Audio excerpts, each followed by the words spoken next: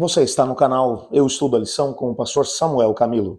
Hoje é domingo, dia 30 de outubro de 2022 e o tema que estudaremos na nossa lição da Escola Sabatina será Desde a Fundação do Mundo. Dois textos que merecem ser destacados. O primeiro deles, Apocalipse 13, verso 8. E adorá-la-ão todos os que habitam sobre a terra, todos aqueles cujos nomes não foram escritos no livro da vida do Cordeiro, que foi morto desde a fundação do mundo. Segundo texto, Tito, capítulo 1, verso 2. Na esperança da vida eterna que o Deus que não pode mentir prometeu antes dos tempos eternos. Quando nós lemos esses textos, algumas coisas com certeza nos vêm à mente. Como assim Cristo é o Cordeiro que foi morto antes da fundação do mundo? Como assim Tito, capítulo 1, verso 2, diz que Deus prometeu antes dos tempos eternos, a esperança de vida eterna que Deus prometeu antes dos tempos eternos? Não é que Cristo Jesus tenha literalmente morrido antes da fundação do mundo.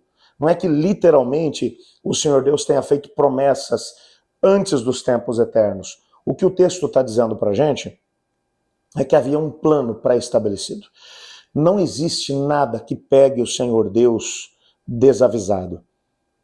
A própria noção que temos de tempo e de espaço foi criada pelo próprio Deus. Deus está acima dessa noção de tempo que foi criada por Ele mesmo. Por isso a Bíblia vai mencionar que patente diante do Senhor Deus está o presente, o passado e o futuro. O Senhor Deus sabe de todas as coisas de forma antecipada. É claro que Deus, sendo 100% honesto, 100% justo, Ele trabalha com essas informações.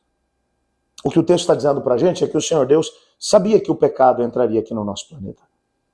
Muitos desses detalhes relacionados a isso, nós temos dificuldade de poder responder. Claro que sim. Claro que quando nós paramos para poder pensar nessa soberania de Deus e no fato de Deus estar acima da nossa noção de tempo e de espaço, uma série de questionamentos podem surgir na nossa mente. Tentar responder a tudo isso seria uma completa loucura. Até porque, como Ellen White mencionou no livro Educação, ela menciona que durante toda a eternidade estudaremos o amor de Deus revelado em Cristo Jesus, no plano da redenção. E gastaremos toda a eternidade estudando esse amor e nunca conseguiremos esgotá-lo. O que significa que existem muitos detalhes relacionados a isso que nós não somos capazes de compreender, não agora. E talvez a eternidade ainda será pequena para podermos compreender tudo isso. Mas uma coisa é fato, eu gosto muito da maneira como C.S. Lewis explicou essa situação. Ele mencionou: o Senhor Deus, sabendo de todas as coisas, conhecendo o fim antes do princípio, analisou todas as opções e resolveu que valeria correr o risco. Valeria a pena correr o risco. E ele resolveu correr o risco, entendendo que, apesar de tanta dor, sofrimento, de tantas coisas ruins que aconteceriam através da rebelião que se instauraria no nosso planeta durante um tempo estabelecido, mas o resultado final seria algo satisfatório, seria algo que valeria a pena, mesmo que nós tivéssemos essa vírgula no contexto da história, que é o pecado, que como consequência traz dor, sofrimento e morte.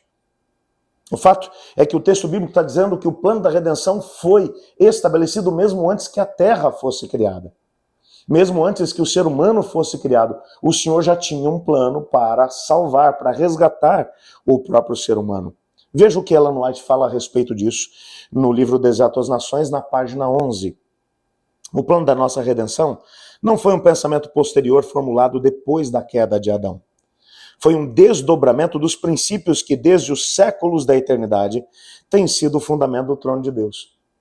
Ou seja, os princípios que nortearam a formulação do plano da redenção, eles fazem parte do que Deus é e da maneira como Ele age. Mas, ao mesmo tempo, antes mesmo que o plano da redenção fosse colocado em andamento, antes mesmo que o ser humano fosse criado, o plano da redenção foi criado pelo próprio Deus. É claro que esse plano foi revelado primeiro a Adão e Eva no Jardim do Éden. Ainda no livro História da Redenção, Ellen White menciona que no momento em que o pecado entrou aqui no planeta, o Senhor Jesus desdobrou diante de todos os anjos o plano da redenção. E os próprios anjos, quando ouviram falar a respeito do que aconteceria, se voluntariaram para vir morrer no lugar do ser humano. Mas o Senhor Jesus explicou que somente aquele que é o Criador poderia resolver o problema. A vida de um anjo não resolveria o problema. Eles teriam um papel a desempenhar enquanto iriam ministrar em favor do ser humano. Mas para tornar-se um ser humano e morrer em favor do ser humano, a vida de um anjo não seria suficiente. Então ele mesmo viria para poder estar aqui. Ao longo do Antigo Testamento, percebemos esse plano sendo desdobrado cada vez mais. Num primeiro momento, com o sacrifício do cordeirinho. Mais adiante, com o próprio sacrifício de Isaac, que acabou não acontecendo, mas um pouco mais dele foi sendo desdobrado. O próprio serviço de sacrifícios no próprio santuário, tudo isso apontava para um plano que havia sido previamente estabelecido. E nesse plano encontramos nada mais nada menos do que um amor desmedido, um amor que não é capaz de ser colocado dentro de qualquer medida. É um amor incomensurável, um amor que foi capaz de fazer com que o próprio Deus se tornasse semelhante às suas criaturas, assumisse a carne humana, não de um jeito que dá para poder desmisturar, mas ele misturou o seu DNA divino com o DNA humano e continuará como um de nós por toda a eternidade. Isso é amor. Isso é plano da redenção. Louvado seja Deus por isso tudo.